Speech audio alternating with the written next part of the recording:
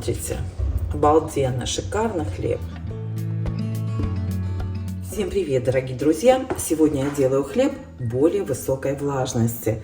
Вот здесь у меня 270 мл воды. Я отмеряла маленьким стаканчиком, чтобы все было очень точно. И рецепт, как всегда, вам оставлю под видео. Добавляю 8 грамм соли. Конечно, все это можно делать на глаз, но я делаю для чистоты эксперимента. Посмотрите на мою закваску. Она поднялась ровно в 2 раза. Закваска подкормлена 1 к 1 и к 1. То есть 50 грамм закваски, 50 грамм воды, 50 грамм муки. И нужно нам 100 грамм. Чуть-чуть больше упало на несколько грамм, ну ничего страшного. Я делаю белый хлеб, но добавлю немножечко цельнозерновой муки. Кстати, обратите внимание на то, как закваска плавает в воде. То есть она полна воздуха, она очень хорошо поднялась. Все отлично, активная, хорошая закваска. Добавляем немножко цельнозерновой муки. Сколько у меня здесь? 60 грамм. Этого вполне достаточно. Можно больше, можно меньше, в зависимости от того, какой хлеб вы хотите сделать. И теперь просеем сюда белую муку. Мука у меня с содержанием протеина 13%. Чем выше содержание протеина, тем лучше у вас получится хлеб.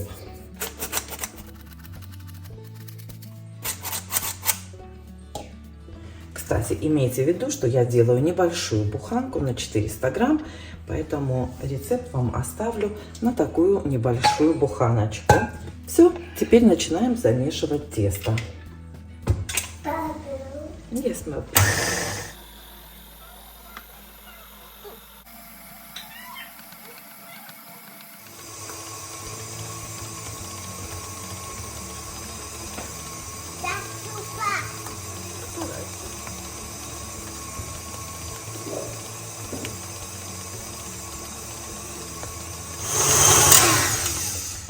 Вот и все, друзья. Этого вполне достаточно. Всего несколько минут. И теперь мы переложим тесто. Можно оставить тесто прямо здесь же, в этой же миске. Для удобства переложим тесто вот в такую мисочку, в которой намного удобнее наблюдать процесс приготовления теста. Так, миска у меня слегка смазана маслом. Сейчас я переложу туда тесто. Как видите, оно достаточно жидкое. Вот и все, друзья. Накрываем крышкой и оставляем тесто на 1 час. Через час вернемся. А вот этот хлеб, друзья, я замесила точно по такому же рецепту, только без цельнозерновой муки. 100% белый пшеничный хлеб. Все остальное точно так же. Столько же воды. Как видите, тесто тоже жидковатое. 1% влажности. Да, правильно? Это тесто получается 71% влажности. Точно так же смазываю форму. Форму, конечно, друзья, можно и не смазывать. Ну, просто так, знаете, удобней. Смотрите, какое жидкое тесто получается. Вот и все. Опять же накрываю крышкой и оставляю на час. Крышечкой поменяла. Буду помнить, что с темной крышкой это с цельнозерновой мукой, с розовой чисто белый хлеб. Все, друзья, возвращаюсь через час. Ну вот, друзья, прошел час. Хотела сказать, прошло немного времени. Это белый хлеб, и это тот, в который я добавила немножко цельнозерновой муки. Руки смачиваем водой, чтобы легче было растягивать тесто. И делаем первое растягивание. Во всех своих видео я говорю растяжку. Это, конечно, неправильно. Нужно говорить растягивание. Растягивание по часовой стрелочке. Тянем и складываем тесто к центру или в конвертик. Вот так.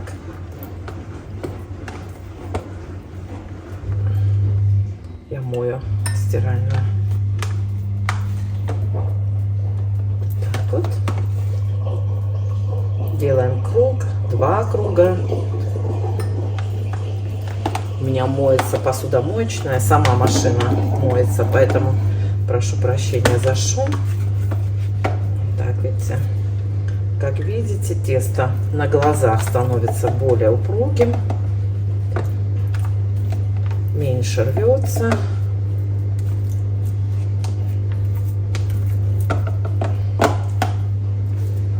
Так, и точно так же растягиваем тесто с цельнозерновой мукой.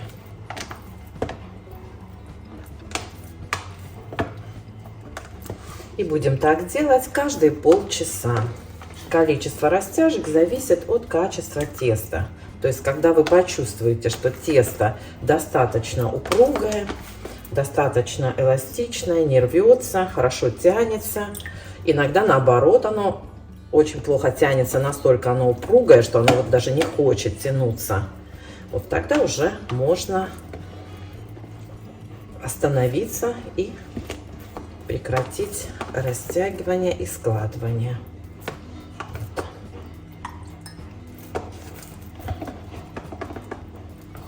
Это все. Смотрите. Смотрите, какое липкое. Даже невзирая на то, что я руки смачиваю, все равно тесто достаточно липкое. Ну вот, я думаю, достаточно. Возвращаюсь через полчаса. Прошло еще полчаса и продолжаем растягивание и складывание теста. Посмотрите, вот это белое, да, из белой муки хлеб. Посмотрите, какие уже пузыри большие. То есть заметно, что тесто живое. Намного оно более упругое. Смотрите, меньше рвется, хотя все еще очень липкое. Ну, уже прям заметно, смотрите, что оно намного меньше рвется.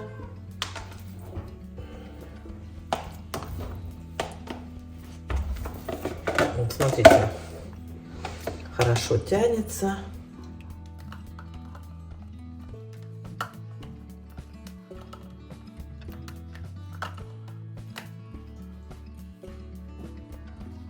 И липнет гораздо меньше. Вот. Поэтому я обычно делаю несколько кругов, вот так растяжки. Пока тянется, растягиваю. И точно так же хлеб с цельнозерновой мукой. И точно так же, вот смотрите, видите, вот уже пузыри вовсю. Здесь тоже. Вот и все. Возвращаюсь еще через полчаса. Вот смотрите, уже намного лучше. И так и продолжаем каждые полчасика. Продолжаем. Посмотрите, как выглядит тесто. Видите, вот уже здесь много пузырей. Здесь тоже заметно. Видите, это все вот уже пузыри воздуха. То есть тесто хорошо, как скажем, дышит. И продолжаем точно так же. Тесто гораздо более упругое уже сейчас. Намного лучше тянется. Практически уже не рвется. И это у нас что? Третье, да, растягивание. Я во всех видео говорю растяжка. Это, девочки, не растяжка.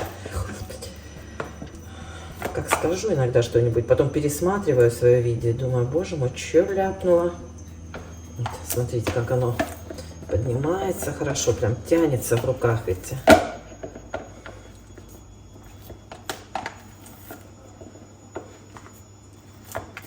Уже не так сильно липнет, хотя все равно я смачиваю руки, чтобы просто, знаете, удобнее так.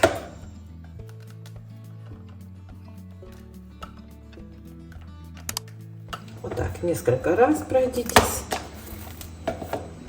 Все это способствует разработке, выработке, разработке глютена.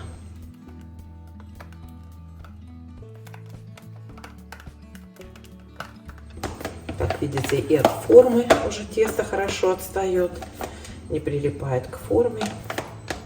Никаких добавок у меня в этом хлебе не будет, но это, скажем так, базовый рецепт, но никто не сказал, что сюда нельзя добавить орехи или какую-то зелень, сушеные травы, вяленые помидоры, все что угодно, оливки можно добавить.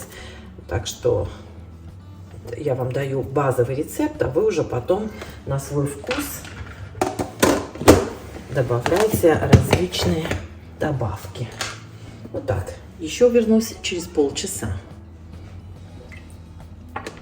Продолжаем. Как видите, тесто уже намного лучше растягивается.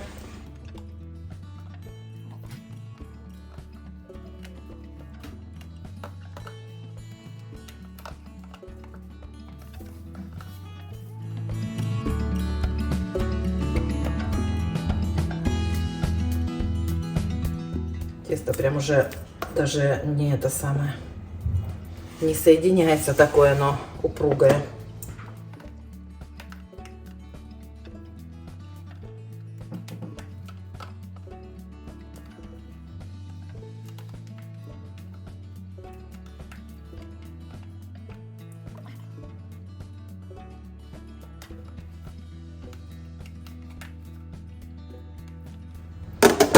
Все.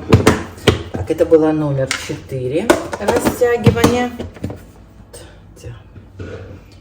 Вернемся еще раз.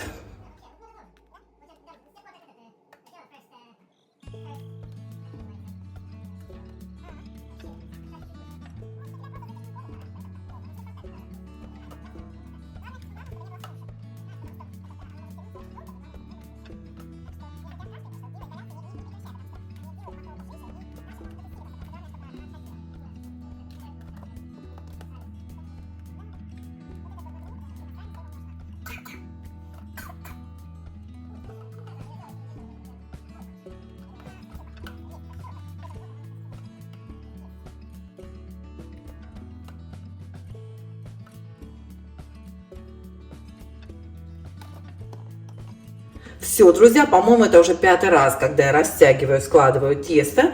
Еще, может быть, один разочек. Как видите, тесто растягивается намного лучше, более упругое, меньше липнет. Хотя я все еще макаю руку в воду, но все равно, как видите, даже заметно, да, что намного меньше липнет тесто. Все, может быть, еще разок, даже 2 раза, ничего страшного. Посмотрим, как пойдут дела. Ну что, друзья, я сбилась со счету, точно уже не знаю, сколько раз я растянула и сложила тесто, по-моему, 5 или 6. И сейчас сделаем ламинацию, соберем тесто в комок и оставим на ферментацию, пока тесто не увеличится в объеме хотя бы на 25%.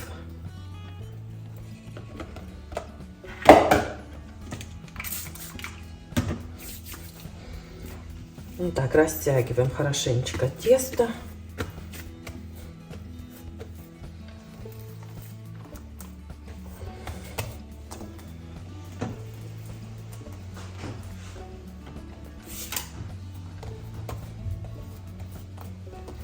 И складываем его конвертиком.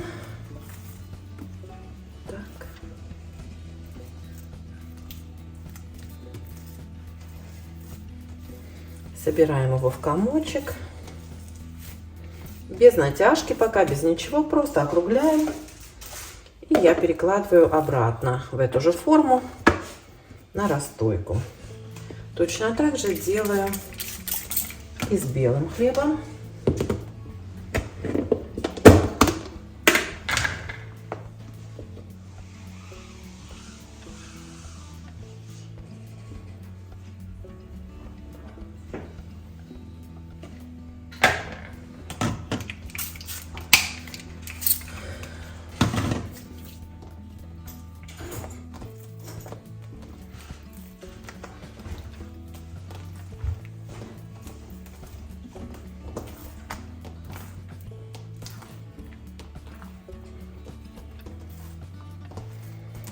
так.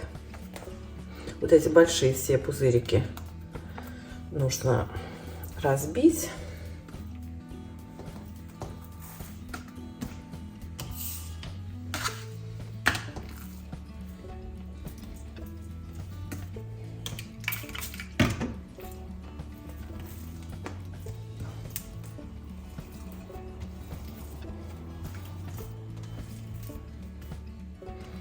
Вот так.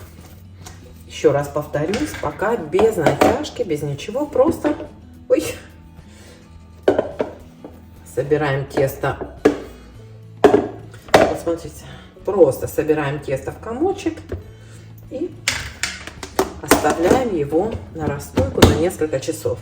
Ну вот, друзья, теперь накрываю крышкой и оставлю тесто на столе, на кухне, не в теплом месте, нигде, просто на столе на кухне, пока тесто не увеличится в объеме примерно на 50%. Многие оставляют и дольше, пока тесто не увеличится на 75% в объеме. И некоторые оставляют на меньше, пока чуть-чуть не поднимется тесто, они отмечают уровень и следят независимо от времени, внимания, а именно пока тесто не увеличится в объеме. Вот, я ставлю тесто подходить примерно, увеличиваться примерно на 50%. Потом скажу вам, сколько времени это у меня заняло. Сейчас у меня без 10:03. В общем, посмотрим, сколько пройдет времени, пока тесто у меня не увеличится на 50%. Ну что, друзья, давайте теперь окончательно сформируем хлеб и поставим его в холодильник. Посмотрите, как поднялось тесто, и прошло всего 2 часа, даже чуть меньше. У меня без 25 сейчас. У нас не очень тепло, должна вам сказать, хотя на улице светит солнце, но не очень так тепло. Слегка, вот буквально совсем чуть-чуть присыплю стол мукой. Сори, все слова забыла. И выкладываю тесто. Вот в этот раз все очень аккуратненько. Уже сильно не растягиваем. И стараюсь, чтобы тесто упало вот так аккуратно. Сейчас покажу вам.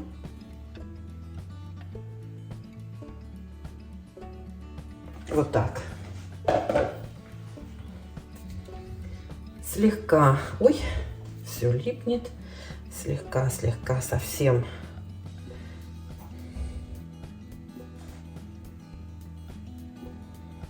Вот так. Совсем немножечко растягиваю в этот раз и собираю. Опять же, вот так вот складываю конвертиком.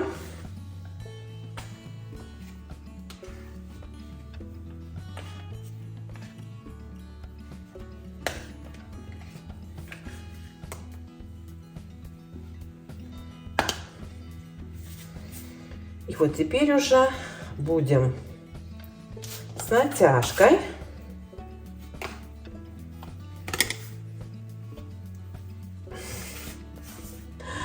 формировать буханочку.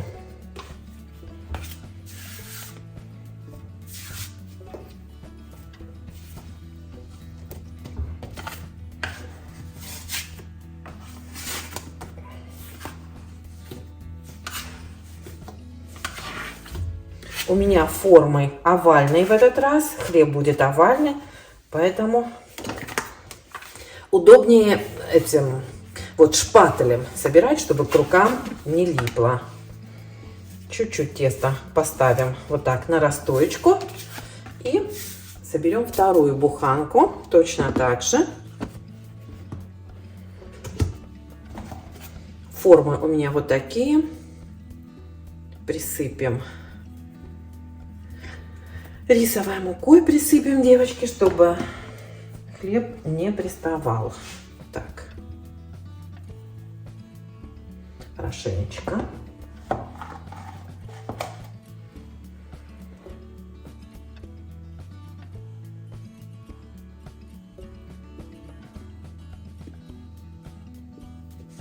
Точно так же совсем слегка растягиваем. С цельнозерновой мукой работать все гораздо проще, девочки, поэтому имейте это в виду. Также собираем конвертиком. Большие вот эти пузыри воздуха нужно убрать, иначе в хлебе будут пустоты.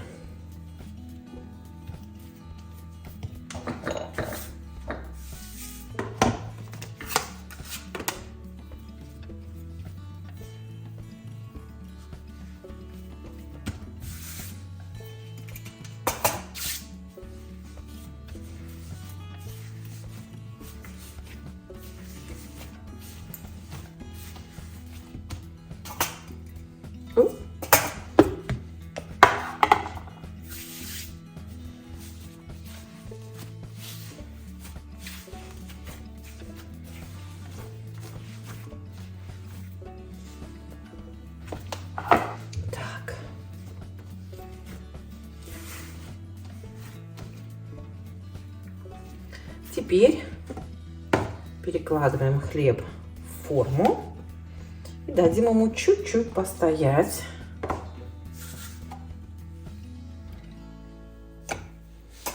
Слегка смажу мукой, чтобы уже наверняка не прилип. Вот эти все открытые места соединяем. Весь воздух выпускаем из теста. Видите?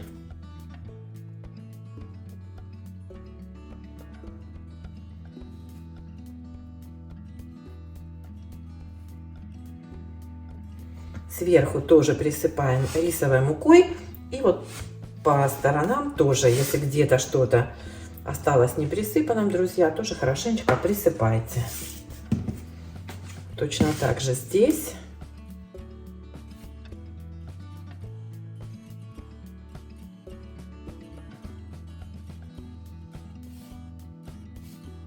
Со всех сторон, чтобы было все хорошо присыпано.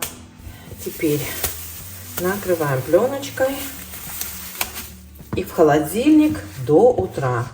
От 10 до 24, иногда и дольше можно оставить тесто. Единственное, что смотрите, чтобы оно у вас не перебродило. Вот и все, друзья. Сейчас без 10:05, завтра будем печь хлеб. Всем доброе утро. Сейчас у меня, девочки, ровно 9 часов. Вот посчитайте, сколько часов у меня простоял хлеб в холодильнике. Посмотрите, как он поднялся. Кастрюля у меня уже разогревается в духовке до 200... Сколько у меня там? 240 градусов. Девочки, решила печь хлеб на чуть более низкой температуре. И сейчас мы с вами будем выкладывать хлеб. Значит, смотрите, я делаю это все одновременно. Сначала выложу кастрюлю, чтобы хлеб у меня здесь на столе долго не лежал. Так. Я его только что принесла из холодильника. Переворачиваем хлеб. Видите, как он растекается, перестоял немножко. Быстренько делаем вот такой надрез. И сразу в кастрюлю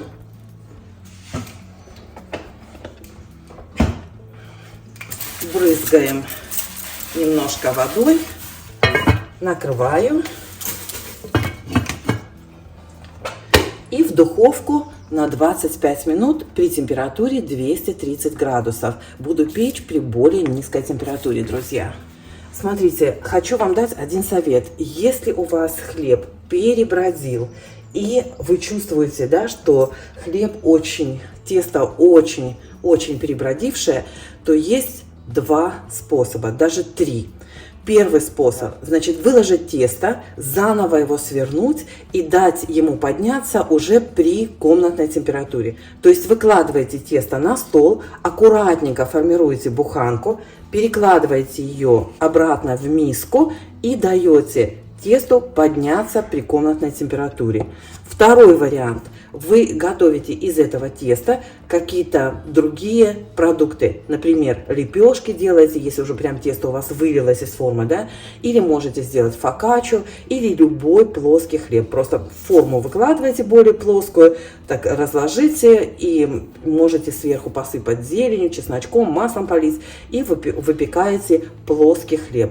Либо третий вариант, поставьте тесто в морозилку, прямо вот как оно у вас есть, накрытое, поставьте тесто в морозилку буквально на 15-20 минут, чтобы оно просто схватилось сверху, не замерзло, а просто сверху, чтобы слегка схватилось. Тогда вот эти несколько секунд, которые вы выкладываете тесто из формы и делаете надрез, будут намного проще, да, то есть вот за эти несколько секунд тесто не разморозится, оно просто будет, простите, то есть тесто будет лучше держать форму. Вот смотрите, имейте в виду, я скорее всего так и сделаю. Как видите, тесто у меня начало расплываться, да, именно поэтому я сначала вынимаю кастрюлю из духовки, чтобы, знаете, пока я тесто выложила, достала кастрюлю, то все, у меня тесто прям вот расплывется, его потом трудно собрать. Что я сейчас буду делать? Я вторую буханку поставлю в морозилку на 15 минут и покажу вам, насколько разный хлеб. Вот вы видели, да, что вот эта буханочка начала сразу расплываться. Посмотрим, как будет вторая. Ну вот, девочки, друзья, все готово. Хлебушек готов. Его на решетку для остывания, форму обратно, чтобы она нагрелась до 230 градусов. Тесто сейчас поставлю в морозилку. Вот, друзья, посмотрите, я принесла хлеб из морозилки. Буквально, сколько, может, минут 15. Вот, смотрите, просто он остыл, он еще даже не схватился хорошо. Слышите, моя пищалочка, да? Таймер пищит. Вот, и сейчас мы с вами сделаем так же, как и в первый раз. Сначала выну форму. Так. Видите, да? Даже цвет меняет форма. Так. Вот смотрите. Сейчас я вас подвину немножко. Так, вот видите, да, что хлеб держит форму намного лучше. Разрез делать намного проще. Это рисовая мука, которую мы сейчас убираем. Вот. Все гораздо проще, друзья. Брызгаем водичкой. У меня хлеб простоял, наверное, минут 10. Можно даже и подольше подержать его в морозилке. Так, ну вот, девочки, второй тоже хлеб испекся. Специально его пекла чуть подольше, чтобы вот получилась такая, знаете, корочка хорошая. Ну вот, друзья, вот такой получился хлеб более высокой влажности. Здесь плохо разрезала. Вот. Сейчас он остынет и посмотрим, какой он на разрезе. Конечно, хотелось бы, чтобы открылся получше, побольше. Сразу хочу вам сказать, что с тестом более высокой влажности работать труднее. Чем выше влажность, тем труднее с ним работать. И для этого теста очень важно содержание протеина. То есть, чем выше содержание протеина, тем лучше у вас получается хлеб. Вообще, для любого хлеба это правило актуально. Чем выше содержание белка, тем лучше тесто держит форму. Ну и плюс очень важно, конечно, как вы формируете буханку в на самой последней ступени. Чем выше натяжение вот этого верха, да, теста, тем лучше оно держит форму. Ну все, друзья, встречаемся позже. Да, еще один момент. Хвастаюсь новой формой. Ну как не похвастаться. Купила себе новую форму. Специально купила вот такого цвета. Просто мне захотелось. Хотя все другие кастрюли у меня красные. Вот, мне нужна была форма чуть меньшего размера, чем моя форма для хлеба. Это именно для хлеба форма. Чугунная и с керамическим покрытием. Смотрите, какая красотка, да? Лопусечка. Ну что, друзья, давайте порежем любой из этих буханок. Тот, который к нам поближе. И посмотрим, какой он на разрезе. Это чисто белый хлеб. О нет, это цельнозерновой. Посмотрите, какой мякиш у него. корочка. Смотрите, какой шикарный хлеб получился. Вот. Немножко сюда добавлено цельнозерновой муки. И от этого вот такие коричневые пятнышки. Посмотрите, какой хороший хлеб получился. Еще раз повторюсь, друзья, этот хлеб у меня 72% влажности, я, по-моему, сказала 71, но это 72% влажности теста. Я пересчитала специально. Обычно я делаю хлеб примерно 66-67% влажности. Тесто получается немного более густым, но мякиш получается тоже, конечно, такой хороший и пышный. Ну, вот это, как видите, прям, ну, совсем прелесть просто. Сюда можно добавлять любые добавки, семечки и все такое. Так что пользуйтесь рецептом. Всем пока!